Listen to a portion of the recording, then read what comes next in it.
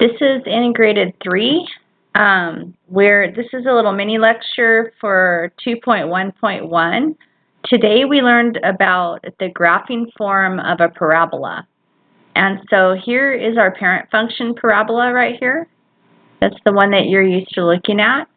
But graphing form will include a stretch factor, so that's A. So look what happens when I move A. Stretch factor, so we say that we're stretching it vertically when we make it skinnier like that. And we say we're compressing it, compressing it when we make it wider like that. You'll also happen to notice that when I make A negative, it does a reflection across the x-axis. So you can reflect a parabola that way. See, there's that right there is y equals negative x. Let's go ahead and look back at, let's get A back to 1. H gives a horizontal stretch. So as I move H bigger and bigger, my parabola moves horizontally to the right or to the left.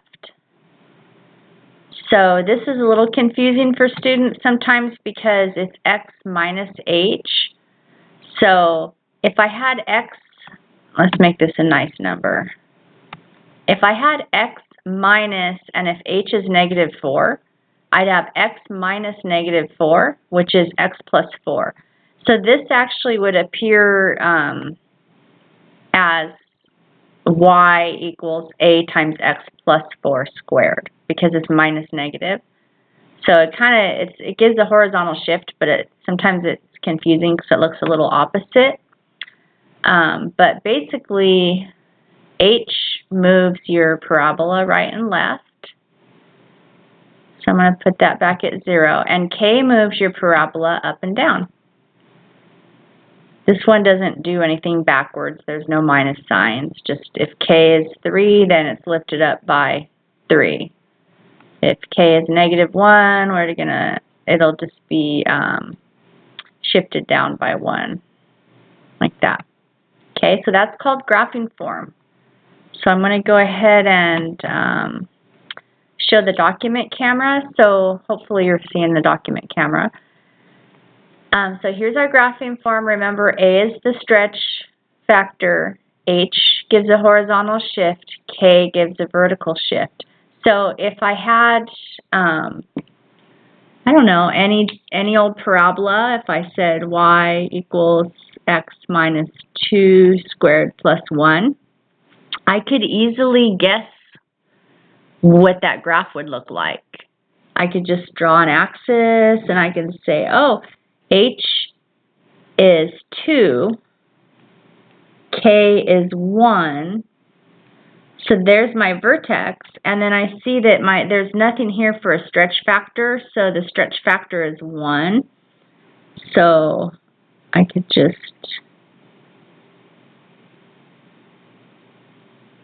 that's just a sketch of a parabola. But basically, h and k give you your vertex. And so that's what everybody was doing today. They're checking out A and H and K and noticing that if you're in graphing form, you can sketch a parabola. You don't have to get out your graphing calculator and you don't have to plot points. Now there's another kind of form, and it's called standard form. Standard form is when you put the x's in descending order of the degree. So this is in standard form. And so 2-4 asks you a lot of questions about that. It says, what is the orientation of this graph 2x squared plus 4x minus 30? Like, in other words, even though it's not in graphing form, could you figure out if this was an upward facing or downward facing parabola? And I hope that you would say it's an upward facing parabola. So the orientation of the graph would be it's upward facing. Now, and it says right here, that is, does it open upward or downward? How could you change the equation to make the graph open the other way? Well, I don't know if you noticed when I was on Desmos, the little a, this 2 right here, it's multiplying against my x squared. So that's, no matter how I get it into whatever form, this is going to be that multiplier that gives me my stretch factor. So since that's a positive number, the stretch factor, it's going to be an upward facing parabola. But if I turned it into negative 2x squared, that would cause the parabola to be downward facing. So that's how I could change the equation to make the graph go the opposite way. What is the stretch factor of the graph? Well, I just said it was 2, and that is because 2 is the number that's multiplying my x squared term. And then it says, can you identify the vertex by looking at the equation? Well, it turns out that you can't really. I mean, it's not like it's in graphing form where you could find h and k. So you can't. So it says, talk with your team about strategies you could use to find the vertex without using a table or a graphing calculator, and then apply your new strategy to the problem. If your team is stuck, consider parts I through I. So what are the x-intercepts?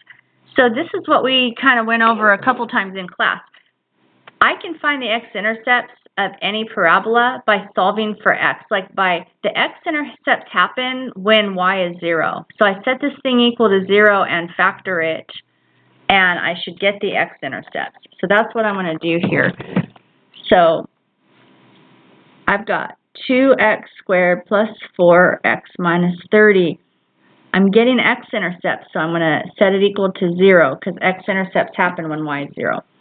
And then I can just go ahead and do a diamond problem. I did a really super fast diamond problem at the end of class because I was trying to hurry along, but I'll try to do this one better.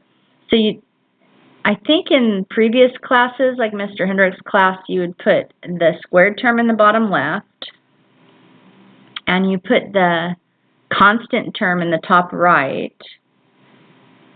And then you're gonna, these we don't know what they are yet. We're gonna do a diamond problem to figure them out. But I saw somebody doing this where they went 2 times negative 30, that's negative 60. Because I have that 2 on the x squared, I have to multiply it by the constant. A lot of times there's just a 1 on the x squared, so you're just looking for something that multiplies to the constant. But when there's a non-unit, like a 1 or something on your x squared, you have to multiply that by the constant. So my diamond problem, I'm looking for something that multiplies to make negative 60. I'm going to write m for multiply. And it adds to make, actually we want it to add to make this 4, right? Right, so we use these two numbers to find out what it multiplies to, and then we use the 4 to make it, find out what it adds to. And then we're going to go something times something equals negative 60. Well, I tried 2 times 30, that didn't work. So, but I know 6 times 10 could make 60, and if I make one of them negative, I could get the negative 60. So I think I want to make the 6 negative. So then I can just go, you put the two numbers that you find in here, and then you factor. So, like, I see these both have, they're both divisible by 2 and x. And then I know this is a this is a box multiplication. It's an area model, so I know that the two sides that have to multiply to make the middle. And then this x times something equals negative 6x squared, so this would be negative 6. Negative 6 times something equals negative 30, so that can give me the 5. And then I can check it. Like, does 2x times 5 really make 10x? It does. So these things right here are my factors. So I can rewrite this and use the zero product property. So I've got 2x minus 6, and I've got x plus 5. And then I'm going to set each one equal to 0.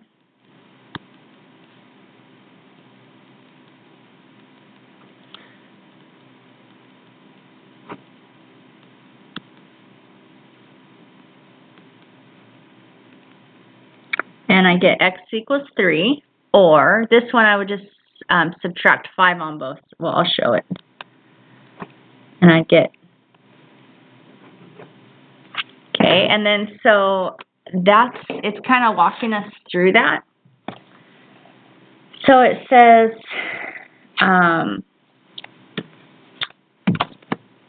what are the x-intercepts? Well, I just found out they were, what were they again? -5 and +3. Where is the vertex located in relation to the x-intercepts? And can you use this relationship to find the x-coordinate of the vertex? So because it's a parabola and it has this nice, beautiful, symmetric shape, the vertex is going to be exactly in between the two x-intercepts. So I'm going to go ahead and say that's y and that's x, and I'm going to draw in my 3 and my -5. And I know that there's a parabola here somewhere. I shouldn't draw it in pen. That's just a mark. That's an accidental mark right there. But I know there's a parabola here somewhere, and I know that exactly in the very middle between these two intercepts, that's where my vertex is going to be. So you could just go, you know, -5. Like if I were to go all the way across, it would be 8, because it would take 5, like 1, 2, 3, 4, 5, and then 3 more, 6, 7, 8.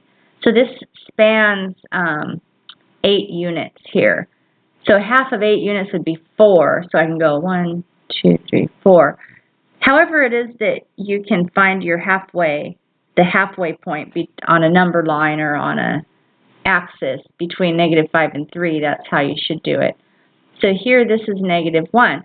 So I know that my vertex lies on -1 somewhere, but so I know that, like, if I write vertex, I'm going to have -1, comma, I don't know the y-intercept or the y coordinate, but all I have to do is plug the -1 in to my original.